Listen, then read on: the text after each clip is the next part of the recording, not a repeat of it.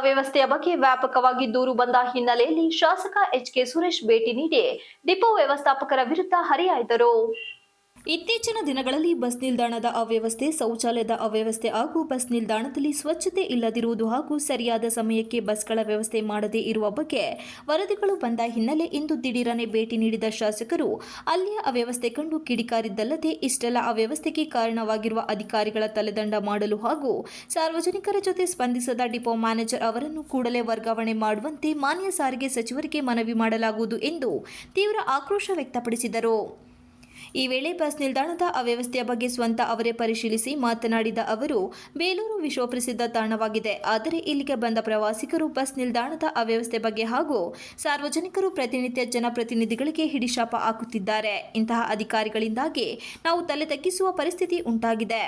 ಸುಮಾರು 1 ತಿಂಗಳಿನಿಂದ ಶೌಚಾಲಯದಲ್ಲಿ ನೀರಿನ ವ್ಯವಸ್ಥೆ ಇಲ್ಲ ಹಾಗೂ ಬರುವಂತ ಪ್ರಯಾಣಿಕರಿಗೆ ಕುಡಿಯುವ ನೀರಿನ ವ್ಯವಸ್ಥೆ ಇಲ್ಲ ಹಾಗೂ ಸರಿಯಾದ ಸಮಯಕ್ಕೆ ಬಸ್ ವ್ಯವಸ್ಥೆ ನೀಡುತ್ತಿಲ್ಲ ಎಂಬ ದೂರಿನ ಹಿನ್ನೆಲೆ ಇವರಿಗೆ ಹಲವಾರು ಬಾರಿ ಡಿಪೋ ಮ್ಯಾನೇಜರ್ ಶಾಜಿಯಾ ಬಾನು ಅವರಿಗೆ ಮಾಹಿತಿ ನೀಡಿದ್ದರೂ ಇದರ ಬಗ್ಗೆ ತಲೆಕೆಡಿಸಿಕೊಂಡಿಲ್ಲ.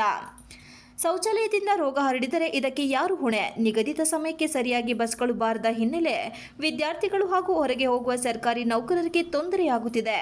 ಇದಕ್ಕೆಲ್ಲ ನೇರ ಹೊಣೆ ಕೆಎಸ್ಆರ್ಟಿಸಿ ಅಧಿಕಾರಿಗಳೇ ಕಾರಣ ಎಂದರು.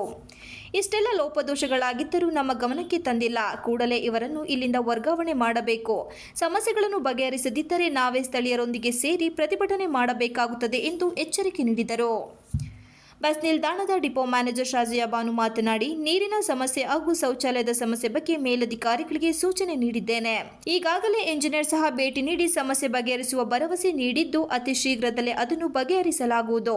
ತಾತ್ಕಾಲಿಕವಾಗಿ ಟ್ಯಾಂಕರ್ ಮೂಲಕ ನೀರಿನ ವ್ಯವಸ್ಥೆ ಮಾಡಲಾಗಿದ್ದು ಶೌಚಾಲಯದ ಅವ್ಯವಸ್ಥೆ ಬಗ್ಗೆ ಗುತ್ತಿಗೆದಾರರ ವಿರುದ್ಧ ಕ್ರಮ ಕೈಗೊಳ್ಳಲಾಗುವುದು. ಪ್ರಯಾಣಿಕರ ಅನುಕೂಲಕ್ಕಾಗಿ ಹೆಚ್ಚುವರಿ ಬಸ್ಗಳ ವ್ಯವಸ್ಥೆಗೆ ಪತ್ರ ಬರೆದಿದ್ದೇವೆ ಎಂದರು. ಆಲ್ಟರ್ನೇಟಿವ್ ಸಮಸ್ಯೆ ಆಯಿತು, ಮೆಕ್ಯಾನಿಕ್ ನಾನು ಎಲೆಕ್ಟ್ರಿಷಿಯನ್ ಇಂಜಿನಿಯರ್ ಮಾಡಿಸ್ಕೊಡ್ಬೇಕಾದ ಸರ್. ನಾನು ಸರ್ ಒಂದೇ ಒಂದು ಸಬ್ಮಿಷನ್ ತಾರೀಕಿಂದ ನಾನು ನೀರು ಬಳಸ್ತಾ ಇದ್ದೀನಿ ಸರ್. ನಾನು ನಿನ್ನ ಸಬ್ಮಿಷನ್ ಕೇಳಕ್ಕೆ ಬಂದಿಲ್ಲ. ನೀನು ಯಾರಿಗೆ ರಿಪೋರ್ಟ್ ಮಾಡಿದ್ಯಾ? ಟಾಯ್ಲೆಟ್ಸ್ ಈ ಥರ ಇದೆ ಇದಿದೆ ಅಂತ ಸರ್ ನಮ್ಮ ಡಿ ಸಿ ಗಮನಕ್ಕೆ ತಗೊಂಡ್ಬಂದಿದ್ದೀವಿ. ಮಾಡಿರೋ ಕರೆಸ್ಪಾಂಡೆನ್ಸ್ ಕೊಡಿ, ಸರ್ಕಾರಕ್ಕೆ ಮಾಡಿರೋದು ಇದ್ದೀರಾ, ರೈಟಿಂಗಲ್ಲಿ ಮಾಡಿದ್ದೀರಾ ನೀವು? ಅವರು ಖುದ್ದಾಗಿ ಬಂದು ನೋಡ್ಕೊಂಡು ಹೋಗಿದ್ದಾರೆ. ಕಾರಣ ಅಲ್ಲ, ನನಗೆ ಸಮಸ್ಯೆ ಬಗೆಹರಿಬೇಕು. 8:45 ಬಸ್ಸು 8:35 ಡಿಪೋ ಔಟ್ ಇರೋದು 8:45 ಇರೋದು ಸರ್. ಆಯಿತು, 8:45 ಬಟ್ 10 ನಿಮಿಷ 9:45 ಬಿಡೋದು 9:10 ಆಗಿದೆ ಸರ್. ಅದೇ ಹೇಳಿದ್ನಲ್ಲ ಸರ್, ಆಲ್ಟರ್ನೇಟರ್ ಫೇಲ್ ಆಗಿತ್ತು, ಎಲೆಕ್ಟ್ರಿಷಿಯನ್ ಇರಲಿಲ್ಲ. ಕನ್ಫ್ಯೂಸ್ ಮಾಡಬೇಡಿ ಸರ್ ಪ್ಲೀಸ್. ಸರ್ ಮತ್ತೊಮ್ಮೆ ರಿಪೀಟ್ ಮಾಡ್ತೀನಿ ನೋಡಮ್ಮ. ನಾನು ಫೋನ್ ಮಾಡಿದಾಗ ಫೋನ್ ಕಾಲ್ ರಿಜಿಸ್ಟರ್ ಇದೆ, ನಿಮಗೆ ಮಾಡಿದಾಗಲೇ 9:15 ಅವಾಗ ಇನ್ನೂ ಹೊಡ್ತಾ ಇದೆ ಅಂತ ಹೇಳ್ತಾ ಇದ್ದೀರಾ. ಇಲ್ಲಿ 8:15 ಕೆಲಸವನ್ನು ಮಾಡಿಸ್ತು. ನಾವೇ ಪತ್ರಕರ್ತರುಗಳೇ ಗಮನದಲ್ಲಿ ಸಂಬಂಧಪಟ್ಟ ಪುರಸಭೆ ಅಧಿಕಾರಿಗಳಿಗಾಗಿ ಅದನ್ನು ಮಾಡಿಸಿದ್ದೀವಿ.